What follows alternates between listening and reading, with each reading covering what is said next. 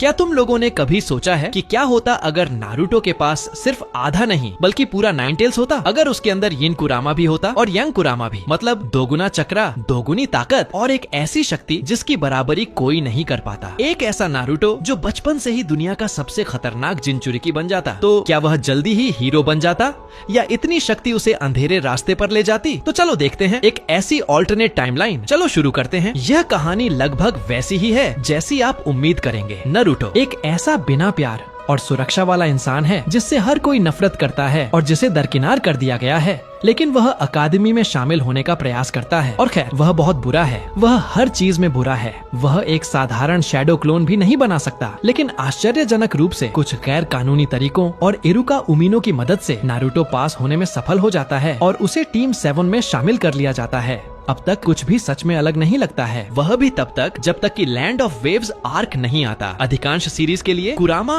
Naruto के अंदर निष्क्रिय रहा है। उसके पास मौजूद अविश्वसनीय शक्ति के बावजूद सील मजबूत है और वह इसे तोड़ने में सक्षम नहीं हो पाया है। इसलिए वह केवल नारुतो द्वारा उसे एक मौका दिए जाने का इंतजार करता है और वह मौका अंततः सस्के की कथित मौत के रूप में आता है। नारुतो की भावनाएं नियंत्रण से बाहर हो जाती हैं और वह कुरामा की शक्ति पर अपनी पकड़ खो देता है। कुरामा एक चक्र लबादे के रूप में प्रकट होना शुरू कर देता है, लेकिन यह उससे कहीं अधिक है। जितना आपको याद होगा, उसकी शक्ति आसमान छूने लगती है। नारुतो की शक्ति समझ से परे हो जाती है, जिससे पूरा पुल हिलने लगता है। पूरे गांव में एक अजीब सी भावना छा जाती है। दूर बच्चे रो रहे हैं, पुल पर काम करने वाले डर के मारे अपनी पैंट गीली कर रहे हैं, छिपने की कोशिश कर रहे हैं और नीचे पानी में कूद रहे हैं। यहाँ तक कि जिन आदमियों को गाटो अपने साथ ला रहा है, वे भी एक पल के लिए रुक कर सोचते हैं कि क्या सच में पुल पर जाना इसके लायक है। ज़बूज़ा खुद पीछे मुड़कर नारुतो को देखता है और पूछता है, आखिर यह बच्चा क्या है? काकाशी की रीढ़ में एक ठंडी सिहरन दौड़ जाती है, क्योंकि उसने केवल एक ही बार ऐसा महसूस किया था। वह पीछे मुड़कर देखता है, नारुतो की पीठ तन जाती है और उसका चेहरा सीधे आसमान की ओर देख रहा है। उसकी ऊर्जा नियंत्रण से बाहर हो रही है। वह एक जोरदार चीख मारता है और जमीन पर बैठा हाकू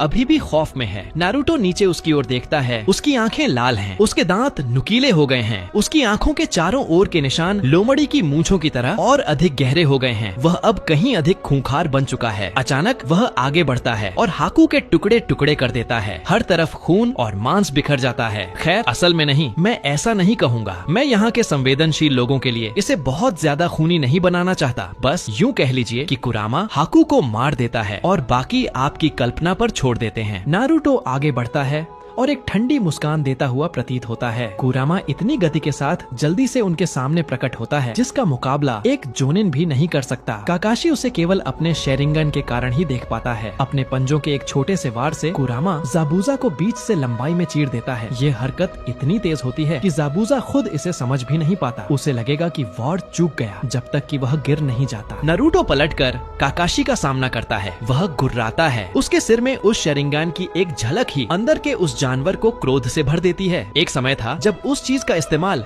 उसे नियंत्रित करने के लिए किया गया था। उस गलती से सीखते हुए कुरामा शेरिंगन से बचने के लिए केवल काकाशी की दाहिनी आंख में देखने का फैसला करता है। वह ऐसे आगे बढ़ता है मानो वह काकाशी का भी वही हश्र करने के लिए तैयार हो रहा हो जो ज़बूज़ा का हुआ था। तभी अचानक उसके अवचेतन मन में एक पीली चमक दिखाई देती है। नारुतो कुरामा की पकड़ से बाहर निकल जाता है और सील को एक बार फिर से कस दिया जाता है। अचानक नारुतो डर के मारे हांफते और कांपते हुए आगे की ओर गिर पड़ता है। मुझे क्या हुआ था? वह काकाशी की ओर ऊपर देखते हुए कहता है। खौफ के आंसू उसकी निचली पलकों पर टिके हैं। काकाशी इस समय एक कदम पीछे हट जाता है। उसे समझ नहीं आता कि क्या किया जाए। उसके दिल में मौजूद शिनोबी चीखता है, उसे मार डालो, उसे मार डालो। और उसके अंदर का शिक्षक और गुरु चिल्लाता है, उसकी रक्षा करो, उसकी रक्षा करो। बिल्कुल भी समझ नहीं पाने की स्थिति में वह अपना शेरिंगन बाहर निकालता है और अपने सबसे शक्तिशाली जेंजुत्सु का उपयोग करके नारुतो को सुला देता है। वह सावधानी से नारुतो को उठाता है और महसूस करता है कि उसका चक्र शांत हो गया है। वह लौटता है और देखता है कि सकुरा वहाँ है, जो अब टेजुना की रक्षा नहीं कर रही है। अभी ऐसा लग रहा है जैसे टेजुना उसकी रक्षा कर रहा है। वह उसके पीछे है, डर से लगभग आधी मर चुकी है और नारुतो के पास कहीं भी खड़े होने से इनकार कर रही है। इस स्थिति के झटके ने उसे सुन्न कर दिया था। उसने अभी तक सस्के की स्थिति को भी नहीं समझा था, जिसे काकाशी बारीकी से देखने के बाद बता सकता था कि वह अभी भी जीवित है। वे किसी भी चीज के लिए नहीं रुकते। वे जितनी जल्दी हो सके वापस लीफ गांव की ओर निकल पड़ते हैं। काकाशी सोच रहा होता है कि क्या उसे नारुतो को गांव में लाना चाहिए और एक बार फिर गांव के नाइन टेल्स के हमले का केंद्र बनने का जोखिम उठाना चाहिए, या फिर उसे बाहर छोड़कर किसी को मदद के लिए लाना चाहिए जिसमें नारुतो के चोरी होने का खतरा है। अंत में वह सकुरा को अंदर भेजने का फैसला करता है, जो यहाँ से दूर जाने के किसी भी मौके का इंतजार नहीं कर सकती। वह उसे ककाशी के एक पत्र के साथ दौड़कर होकागे के कार्यालय जाने के लिए कहता है ताकि वह दरवाजे से अंदर जा सके। कुछ ही समय में होकागे पूरी युद्ध की पोशाक में और एनबू से घिरे हुए वहाँ पहुँच जाते हैं। इस क्षण से वे नारुतो को अनबू द्वारा चलाई जा रही एक गुप्त जगह पर ले जाते हैं। वहाँ डांजो उनसे मिलता है। काकाशी उन्हें पूरी जानकारी देता है और साथ ही साकुरा और सास्के भी, जो अभी अभी कोमा से जाग रहा है। जानकारी देने के बाद साकुरा और सास्के को जाने की अनुमति मिल जाती है, लेकिन काकाशी वहीं रुक जाता है। डांजो इस बात पर अड़ा हुआ है कि नारुतो से निनेटेल्स को छीनकर किसी नए होस्ट को दे दिया जाना चाहिए। हालांकि हिरुजेन को मिनाटो और कुशिना से किया गया अपना वादा याद आता है और वह मना कर देता है। डांजो दृढ़ता से असहमत है, लेकिन हिरुजेन उन्हें नारुतो से इसे छीनने की अनुमति देने से इनकार कर देता है। वह नारुतो पर निनेटेल्स के प्रभाव को पूरी तरह से खत्म करने के लिए उस पर एक नई सील लगाने का कार्यकारी आदेश देता है। यह 5 एलिमेंट सील का ही एक रूप है। डांजो हिरुजेन पर कोतोआ मत्सुकामी का उपयोग करने पर विचार करता है, लेकिन ककाशी के कमरे में होने के कारण वह जानता है कि इसका आसानी से सामना कर लिया जाएगा। ककाशी कोई मामूली इंसान नहीं है और वह डांजो पर बिल्कुल भी भरोसा नहीं करता है। नारुतो को आजाद रहने दिया जाता है क्योंकि हिरुजेन का मानना है कि अब वह कोई खतरा नहीं है। हालांकि वह हर समय एनबू के एक गार्ड को उसके पीछे लगाए रखता है। हालांकि इस कठिन परीक्षा के बाद टीम 7 को एक नए जोनिन यामाटो के पास ट्रांसफर कर दिया जाएगा। अब नारुतो, सकुरा और सास्के को समझ नहीं आता कि उन्हें उसके पास क्यों ट्रांसफर किया गया। सकुरा को लगता है कि ऐसा इसलिए है क्योंकि वह अब उन्हें पसंद नहीं करता। सस्के को लगता है कि ऐसा इसलिए है क्योंकि वह बहुत डरा हुआ है, और नारुतो को लगता है कि यह बाकी सभी की तरह ही है। उसे एहसास हो गया है कि नारुतो ही नाइन टेल्स है और वह उससे नफरत करने लगा है। यामाटो को भी ऐसा करने में कितना समय लगेगा। हालांकि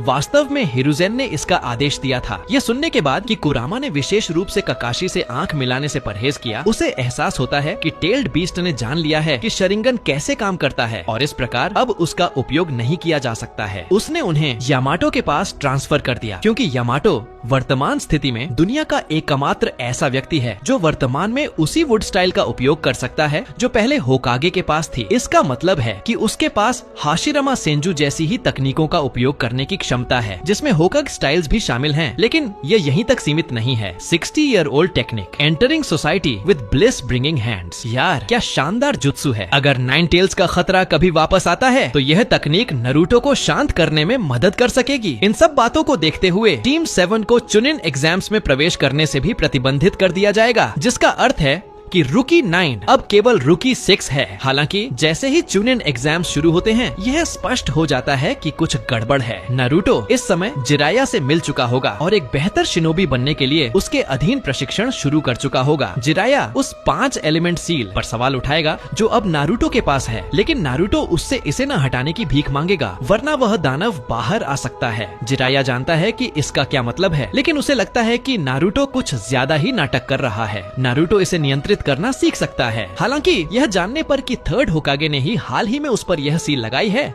वह मान जाता है। जैसे जैसे चुनिन एग्जाम्स आगे बढ़ते हैं यह पता चलता है कि ओरोचिमारू भी कोई चाल चल रहा है। गारा, जिसका सामना सस्के से नहीं होता है, उसे सबसे अच्छी टक्कर नेजी से मिल सकती है और मुझे कुछ हद तक लगता है कि गारा उसे हरा देगा। इन सब के अलावा गारा खुद को सुला लेगा और शुकाकू को बाहर निकाल देगा, लेकिन क्या उसे रोका जा सकता है? खैर शायद, अगर यामाटो समय पर वहाँ पहुँच जाए। अंत में नारुतो और जिराया ओरोचिमारू के सांपों का सामना कर रहे होंगे। तभी नारुतो जिराया पर भरोसा करने का फैसला करता है। जिराया एलिमेंट सील को हटा देगा और नारुतो को बताएगा कि यदि वह टेल्ड बीस्ट की शक्ति का उपयोग करता है तो उसे अपने दिमाग में 1 इंच भी जगह न दे। नारुतो गारा का सामना करने में यामाटो की मदद करेगा और उसके बाद वह मूल कहानी की तरह ही अस्पताल पहुँच जाएगा। वह त्सुनाडे को लाने के लिए जिराया के साथ यात्रा करेगा। रास्ते में उसे अकात्सुकी मिलेंगे जो नाइन टेल्स के लिए उसकी तलाश कर रहे हैं। जब वह वहाँ पहुंचता है तो इसका अधिकांश भाग वैसा ही रहता है, यानी तब तक जब तक कि कुरामा उसे ओरोचिमारू को हराने के लिए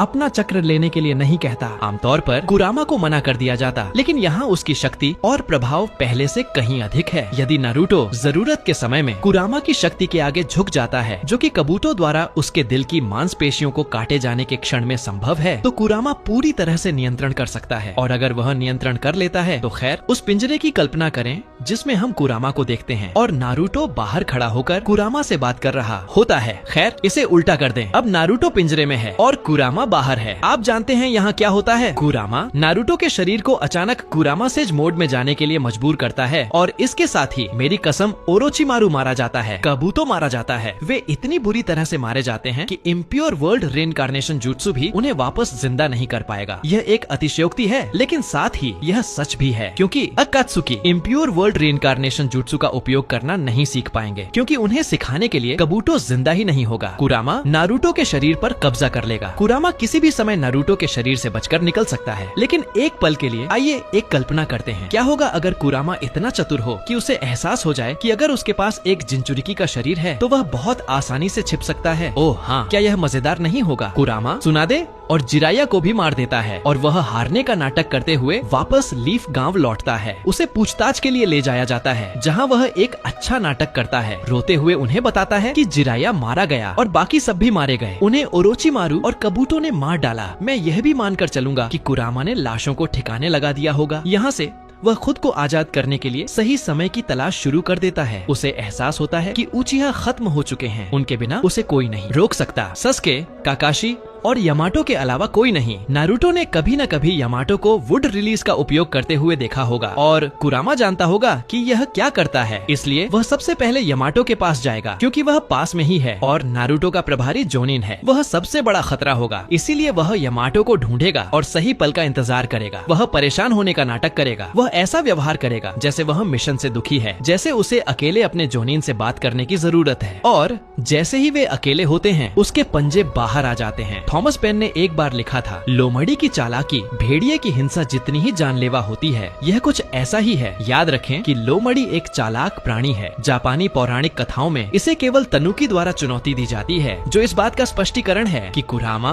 और शुकाकू के बीच सबसे भारी दुश्मनी क्यों है। जिस क्षण यामाटो का ध्यान नहीं होता, चाक्रा मोड सक्रिय हो जाता है और इससे पहले कि उसे संभलने का मौका मिले, वह उसे चीर कर रख देता है। सूची में अगला नाम सस्के है। हालांकि यह बहुत मुश्किल नहीं होगा। वह सिर्फ एक बच्चा है। वह हाकू के हाथों लगभग मारा ही गया था, जिसे कुरामा पहले ही मार चुका था। और सबसे अच्छी बात, वह अकेला रहता है। कुरामा कमरे से निकलेगा और अपने पीछे दरवाजा बंद कर लेगा। वह सड़क पर दौड़ेगा, जबकि लोग नाइन टेल्स होने के कारण उस पर थूकते हैं। यह देखकर कुरामा मुस्कुराता है, क्योंकि आखिरकार वे सही व्यक्ति पर थूक रहे हैं और वह अब उन पर वापस थूकने वाला है। वह सस्के का अपार्टमेंट ढूंढता है और दरवाजा खटखटाता है। सस्के दरवाजा खोलता है तो देखता है कि नारुतो खून से लथपथ है और उसकी आंखें चीख रही हैं, मुझे मदद चाहिए। सस्के उसे अंदर आने देगा और पूछेगा कि क्या समस्या है। उसे वह वाक्य पूरा करने का मौका भी नहीं मिलता। नारुतो उस युवा उचिहा को पूरी तरह से चीर फाड़ कर रख देता है। इसके बाद वह अपने अपार्टमेंट में जाएगा, जहाँ वह नहाएगा और साफ कपड़े पहनेगा। हालांकि जैसे ही वह निकलने वाला होता है, उसे अचानक दरवाजे पर एक दस्तक सुनाई देती है। वह उलझन में है कि वहाँ कौन हो सकता है। नारुतो से मिलने कौन आता है? कोई नहीं। वह दरवाजे पर आता है और उसे खोलता है। और क्या आप जानते हैं, यह ककाशी हताके है। कुरामा उसे देखकर हैरान है। साथ ही वह जानता है कि यह बेहद असामान्य है। ककाशी अपने चेहरे पर एक खुश मिजाज भाव रखे हुए है, जो परेशान करने वाला है। ककाशी ऐसा तभी करता है जब कोई गंभीर बात होती है, मानो ककाशी पहले से ही कह रहा हो कि वह जानता है, लेकिन वह जान नहीं सकता है ना। तब तक नहीं जब तक कि उसे यामाटो या सस्के न मिल गए हों। लेकिन तब भी कौन विश्वास करेगा कि नारुतो जैसा बच्चा, जो एक जिनिन है, एक अत्यधिक कुशल जोनिन को मार सकता है, खासकर इतने क्रूर तरीके से जैसे उसने मारा था। लेकिन फिर नारुतो कोई आम बच्चा तो था नहीं, है ना। वह नाइन टेल्स जिंचुरिकी था और यह बहुत सारे सवालों के जवाब दे देगा। नारुतो उसे ऐसे अंदर आने देता है जैसे कुछ हुआ ही न हो। काकाशी अंदर कदम रखता है और चारों ओर देखता है। कुरामा नारुतो की आवाज में जोनिन से सवाल करता है, तो काकाशी सेंसे आप यहाँ कैसे आए? काकाशी चारों ओर देखेगा। ओह, कुछ खास नहीं, बस तुम्हारा हालचाल जानने आया था। सुना है कि तुम कुछ परेशानियों से गुजर रहे हो। कुरामा मुस्कुराने लगता है। वह यहाँ सिर्फ इसलिए है क्योंकि मैं पीड़ित होने का नाटक कर रहा हूँ। कुरामा सोचता है, वह अनजाने में मेरे जाल में फंस गया है। कुरामा फिर उसकी ओर देखेगा। हाँ, बस बात करने के लिए किसी को ढूंढ रहा था। काकाशी सिर हिलाएगा। समझ सकता हूँ, तुमने त्सुनाडे और जिराया को मरते हुए देखा है। जिराया तुम्हारे गॉडफादर थे, है ना। मुझे यकीन है कि बात करने के लिए किसी को ढूंढना मुश्किल हो रहा होगा। क्या तुमने इसके बारे में यामाटो से बात करने की कोशिश की? वह तुम्हारा जोनिन है। शायद सस्के, वह तुम्हें किसी से भी बेहतर समझता है। उसने भी अपनों को खोया है। शुरुआत में सस्के और यामाटो के नामों के अचानक जिक्र से कुरामा चौंक गया, लेकिन शायद इसमें कोई तर्क था। मैंने कोशिश की, लेकिन वे मुझे नहीं मिले। काकाशी सिर हिलाएगा। बिल्कुल नहीं मिलेंगे, लेकिन लैंड ऑफ वेव्स के बाद से जो एनबू तुम्हारा पीछा कर रहे हैं उन्हें जरूर मिल गए। कुरामा को उसी क्षण समझ आ गया। उसने ककाशी पर हमला करने का प्रयास किया, सीधे चाक्रा मोड में जाते हुए, लेकिन ककाशी बाल बाल बच गया। कुरामा पीछे मुड़ेगा और देखेगा कि ककाशी ने अपनी आंख से हेडबैंड ऊपर कर लिया है और अपना शेरिंगन दिखा रहा है। कुरामा हंसने लगा, तुम मुझे किस तरह का मूर्ख समझते हो? मुझे ठीक से पता है कि वह क्या करता है और उससे कैसे बचना है। कुरामा फिर से उसकी ओर दौड़ेगा, लेकिन अचानक उसका दाहिना पैर उसके नीचे से गायब हो जाता है। क्या? अचानक तेज दर्द की एक लहर उठी। उसने नीचे देखा और पाया कि उसका दाहिना पैर अब नहीं था। उसने गाली दी और ऊपर ककाशी को देखा, लेकिन उसका शेरिंगन बदल चुका था। इसका एक बिल्कुल नया डिजाइन था। यह कौन सी नई क्षमता थी जिसने उसके होस्ट शरीर को अपंग कर दिया था? इस बिंदु पर कुरामा को लगा कि वह बुरी तरह फंस गया है। वह इससे कैसे निपट पाएगा? ककाशी बस उसकी ओर देख सकता था और कुरामा मारा जाता। वह और क्या कर सकता था? रुको, जवाब वही था, नारुतो। ककाशी नारुतो को नहीं मारेगा। उसने शायद इस शरीर को घातक रूप से घायल कर दिया हो, लेकिन वह उसे ऐसे ही नहीं मारेगा। वह ऐसा कर सकता था, लेकिन उसने नहीं किया। वह उसके सिर पर कमुई का उपयोग कर सकता था, लेकिन उसने नहीं किया। वह अभी भी नारुतो को बचाने का इरादा रखता था। कुरामा कराहते हुए अपने सामान्य रूप में वापस आ जाएगा। अचानक वह दर्द से चीख उठेगा और लुढ़क जाएगा। उसके पैर से अभी भी खून बह रहा होगा। वह चिल्लाएगा, ककाशी सेंसे, मेरा पैर कहाँ गया? ककाशी घुटनों के बल बैठेगा और नारुतो की ओर देखेगा। नाटक करना बंद करो। मैं अभी भी तुम्हारे चक्र मार्गों, चक्रा पाथवेज में टेल्ड बीस्ट का चक्र धड़कते हुए देख सकता हूँ। अगर तुम्हें लगता है कि मैं नारुतो को मारने के लिए तैयार नहीं हूँ, नाइन टेल्स, तो एक बार फिर सोच लो। मैं उसे पसंद करता हूँ, लेकिन अगर मुझे गांव को तुमसे बचाने के लिए उसे मारना पड़े तो मैं मार दूंगा और तुम भी मरोगे। कुरामा ऊपर देखेगा। तुम मुझे केवल इस दुनिया में वापस लौटने के लिए आजाद करोगे? वह चिल्लाएगा। ककाशी एक पल के लिए सोचेगा, शायद ऐसा ही हो, लेकिन क्या होगा अगर तुम इस दुनिया में ही न रहो? कुरामा उलझन में पड़ जाएगा, लेकिन इससे पहले कि वह उससे और सवाल कर सके, वह कमुई डायमेंशन में पहुंच जाएगा। वह गुस्से में चिल्लाएगा। काकाशी खड़ा होगा,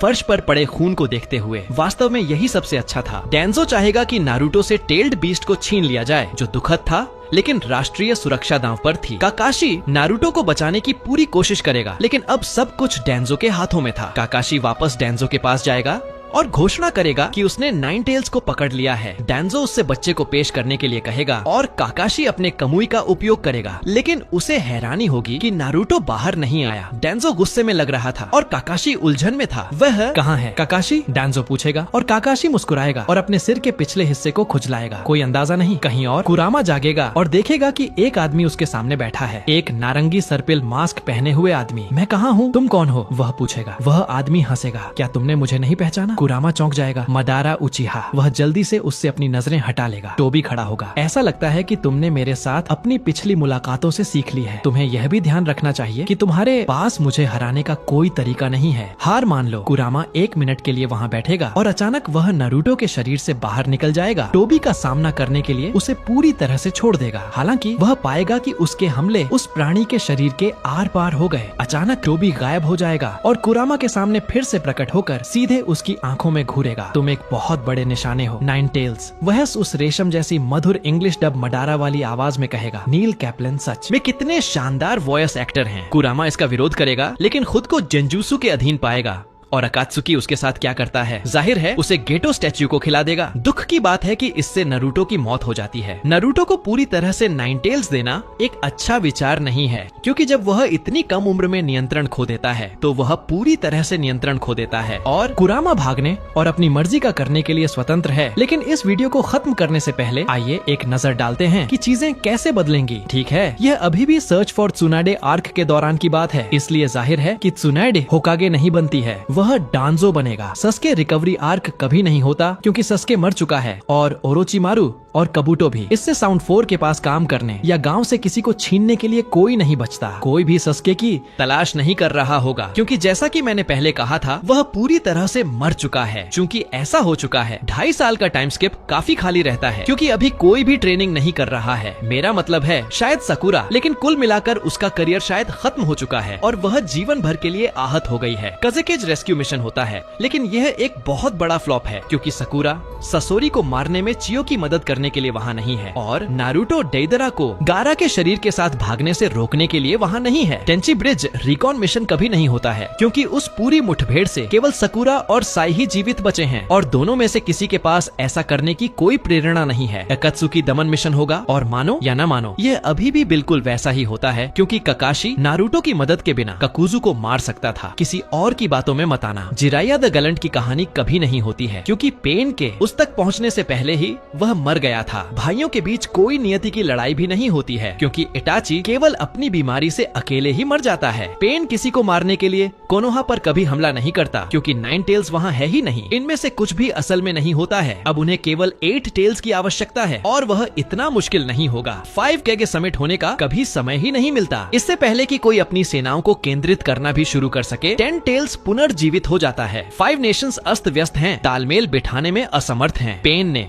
इसे एक हथियार के रूप में उपयोग करने की योजना बनाई थी ताकि उन्हें फिर कभी युद्ध न करना सिखाया जा सके, लेकिन टोबी या ओबिटो ने नहीं। वह पेन के कुछ भी करने से पहले ही उसे धोखा दे देगा, उसे मार डालेगा और इन्फिनिट त्सुकियोमी डालने के लिए खुद रिनिगन ले लेगा। लेकिन अफसोस यह भी विफल हो जाता है क्योंकि ब्लैक ज़ेत्सु अभी भी मौजूद है और वह उसे कगुया ओत्सुत्सुकी के पात्र में बदल देता है। कगुया दुनिया से अपना चक्र वापस ले लेगी और सभी इंसानों को ज़ेत्सु में बदल देगी। तभी टेनेरी ओत्सुत्सुकी चांद से वार करके पृथ्वी को नष्ट करने का प्रयास करेगा। वह वास्तव में ऐसा करता है या नहीं यह अज्ञात है। उसकी दादी शायद उसे पीटने के लिए ही वहाँ आ जाए और हम जानते हैं कि वह ऐसा करेगी, या शायद वह बस पृथ्वी पर वार करता है और कुछ नहीं होता क्योंकि ज़ेत्सु वापस उग आते हैं। खैर, वह मोमोशिकी और किंशिकी का इंतजार करती है जो दोनों ही प्रकट होते हैं, लेकिन आप मुझे यह नहीं बता सकते कि वे दोनों कगुया से अधिक मजबूत हैं जिसने पृथ्वी पर मौजूद सारे संभावित चक्र को सोख लिया है। अगर ऐसा है तो बोरुटो के युग तक नारुतो पृथ्वी पर मौजूद सभी शिनोबी से मिलाकर भी अधिक मजबूत है। शायद किसी त्सुकियोमी के सपने में इशिकी शायद कभी उसके लिए कोई समस्या खड़ी नहीं करेगा। उसे हराने के लिए किसी बहुत ही ऊंचे दर्जे के ओत्सुत्सुकी की आवश्यकता होगी और